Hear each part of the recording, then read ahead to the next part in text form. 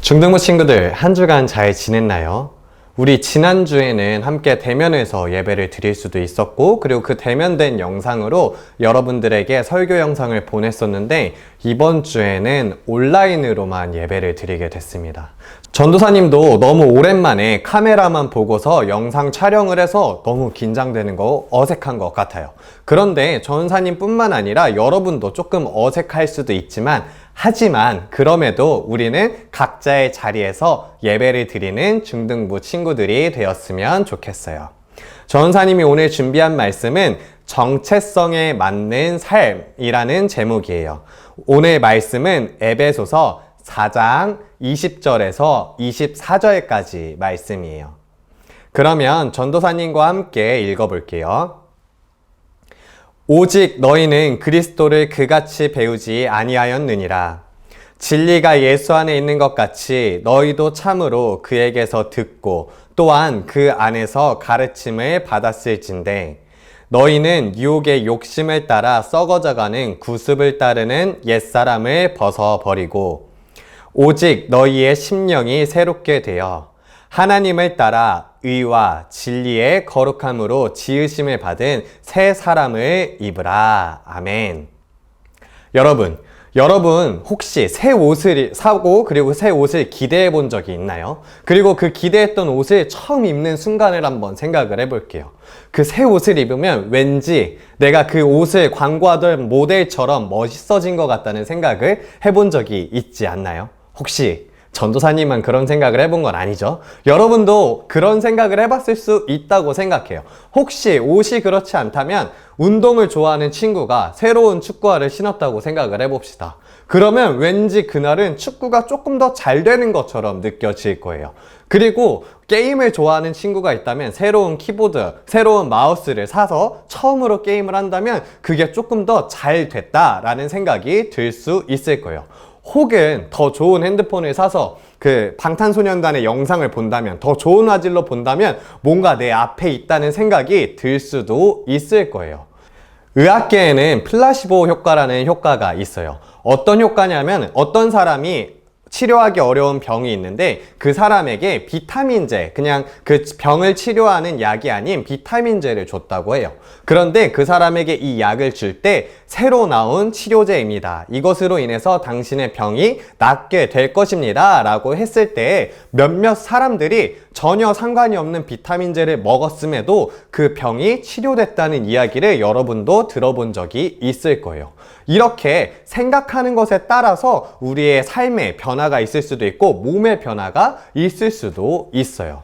자, 오늘 본문 말씀을 한번 보면 좋을 것 같아요. 오늘 본문 말씀은 에베소서예요. 에베소서는 바울이 에베소 교회에 보내는 편지예요. 에베소라는 장소는 원래 그리스 문화와 그리스 철학이 굉장히 발달된 곳이었어요. 그리고 이곳은 아뎀이라는 신을 섬기던 곳이었어요. 아뎀이라는 신이 조금 어색하지만 다른 이름으로, 로마 이름으로는 다이애나라는 달의 신, 그리고 풍요의 신을 섬기는 곳이었어요. 그런데 이 에베소라는 곳에서 바울이 3년 동안 사역을 하게 돼요. 그곳에서 3년 동안 예수님을 전파하게 되는데 되게 놀랍게도 많은 아데미 신을 섬기던 사람들, 많은 다른 신을 섬기던 사람들이 예수님을 믿게 돼요. 그래서 성경에는 되게 재밌는 이야기가 하나 담겨져 있어요. 자, 누가복음 19장에 보면은 에베소서에 사는 데메드리오라는 사람이 나와요. 이 사람이 어떤 사람이었냐면 이 사람은 은을 세공해서 우상을 만들던 사람이었어요. 그리고 특별히 이 은으로 아데미 신을 만들던 사람이었어요. 그런데 문제가 발생한 거예요. 바울 때문에 아데미 신을 섬기는 사람들이 엄청나게 적어지게 됐어요. 그러니까 이 사람이 무슨 생각을 했을까요? 아, 저 바울 때문에 내 일이 없어졌어. 내가 저 바울을 혼내줘야겠어. 내가 저 바울에게 찾아가서 혼꾸녕을 내줘야겠어. 이런 생각을 하고서 바울에게 찾아가고 재판을 하게 된 이야기가 나오게 돼요. 이처럼 이 사람이 자신의 일을 잃게 될 만큼 많은 사람들이 아데미 신을 떠나서 예수님에게로 돌아왔다는 이야기를 갖고 있어요. 이제 바울이 에베소를 떠나서 7년, 8년 정도 시간이 지났어요. 그래서 이제 남겨져 있는 에베소에 있는 이방인들, 그리고 이제 예수님을 믿게 된 사람들에게 편지를 쓰게 되는 것이에요. 그래서 이 에베소서는 주위 사람들은 다른 신을 섬기고 있고 다른 생각으로 살아가고 있지만 그 안에서도 그리스도인의 마음을 지키고 살아가는 사람들에게 보내는 편지라고 생각하면 좋을 것 같아요. 그래서 바울은 이방인에서 그리스도인이 된 사람들에게 이 편지를 쓰게 돼요. 그래서 바울은 무슨 이야기를 하냐면 세 가지 이야기를 해요. 첫 번째로는 비그리스도인들, 예수님을 만나기 전에 사람들이 어떤 삶을 살았는지에 대해서 이야기하고 있어요. 오늘 본문 바로 앞에 절에 보면은 비그리스도인들은 어떠한 삶을 산다 여러 가지로 설명하고 있는데 전사님이 크게 두 가지로 나눠서 그리고 그에 대한 결과까지 묶어서 세 가지로 설명해 드릴게요. 첫 번째로는 바울은 예수님을 믿지 않는 사람들은 생각이 어떠한 모습이다 라고 이야기를 하고 있어요. 어떤 모습이냐면은 자기중심적이고 속는 사람들이다 라고 이야기를 하고 있어요.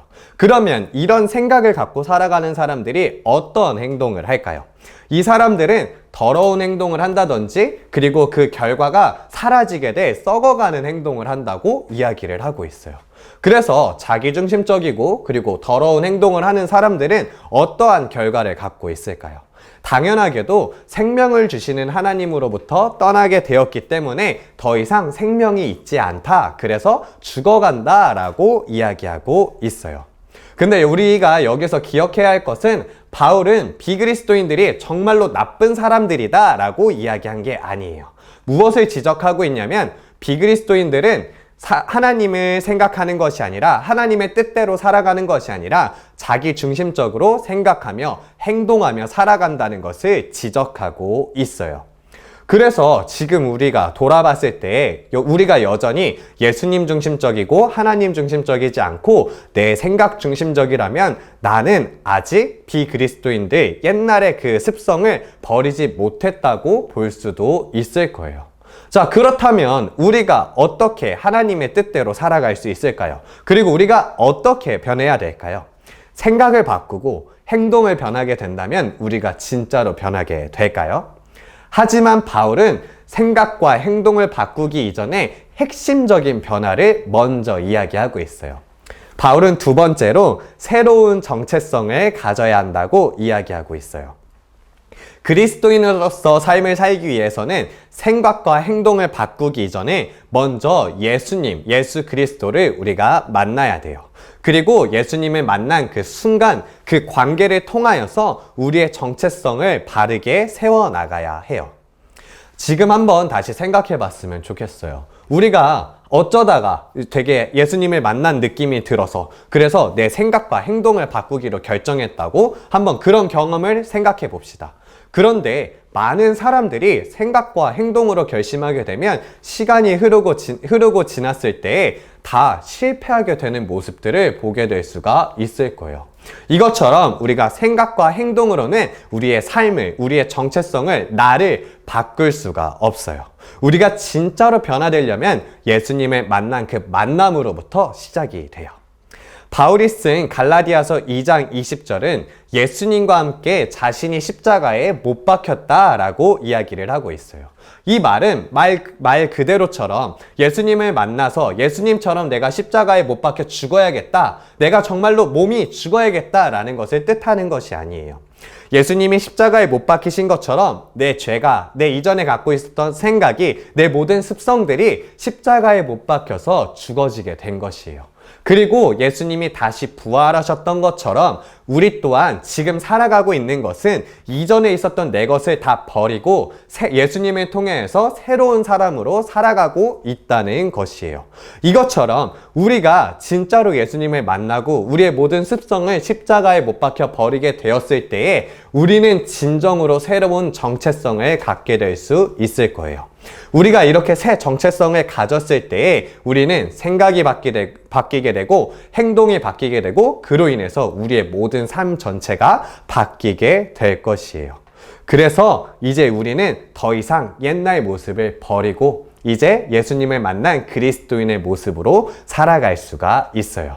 바울은 이것을 설명하면서 옛사람이 죽었고 이제 새 사람이 살아간다 라고 이야기하고 있어요. 이제 마지막으로 우리 생각과 행동의 변화가 있어야만 해요. 정체성의 변화로 우리는 생각과 행동이 변화될 수가 있어요. 하지만 우리가 의지적으로 계속해서 옛날의 생각을 갖고 옛날의 행동을 한다면 정체성이 변하였더라도 완벽하게 정체성에 맞는 생각과 행동을 갖지 못하고 살아갈 수도 있을 거예요. 그렇기 때문에 우리는 꼭 기억해야만 해요.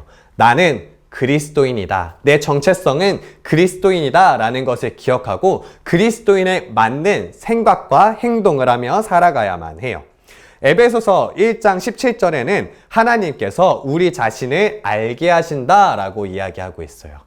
여러분들이 그리스도인이라고 마음을 먹고 그리스도인이라는 정체성을 갖고 살아가고 선택할 때 순간순간마다 하나님께 여쭤본다면 하나님께서 우리가 가야 할 길 그리고 하나님의 뜻을 우리에게 알려주실 것이에요. 그러므로 그리스도인이 된 우리들은 항상 언제 어디서나 그리스도인을 기억하고 그리고 그리스도인처럼 살아갈 수 있도록 하나님께 항상 여쭤보면서 살아가는 여러분들이 되었으면 좋겠어요.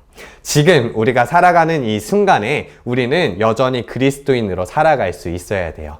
이전에 갖고 있었던 옛 습관들이 있다면 이 시간 다 버리는 중등부 친구들이 되었으면 좋겠어요. 그래서 예수님의 만남으로 그 감격으로부터 새로운 삶이 시작되는 우리 중등부 친구들이 되기를 바랍니다. 전사님이 말씀을 마치면서 기도할게요. 사랑의 하나님 아버지, 우리가 예수님을 만나서 옛사람을 버리고 새사람이 되게 해주심에 감사드립니다. 하나님, 우리의 연약함으로 인해서 옛 구습을 아직 갖고 있기도 합니다. 하지만 우리가 순간순간마다 어느 순간에도 하나님을 생각하며 하나님의 뜻을 구하면서 살아감으로써 우리가 옛사람을 진정으로 버릴 수 있게 하시고 새로운 사람으로 거듭날 수 있게 하여 주세요. 우리의 삶 속에서 예수님이 드러나게 하여 주세요. 이 모든 말씀 예수님의 이름으로 기도드립니다. 아멘.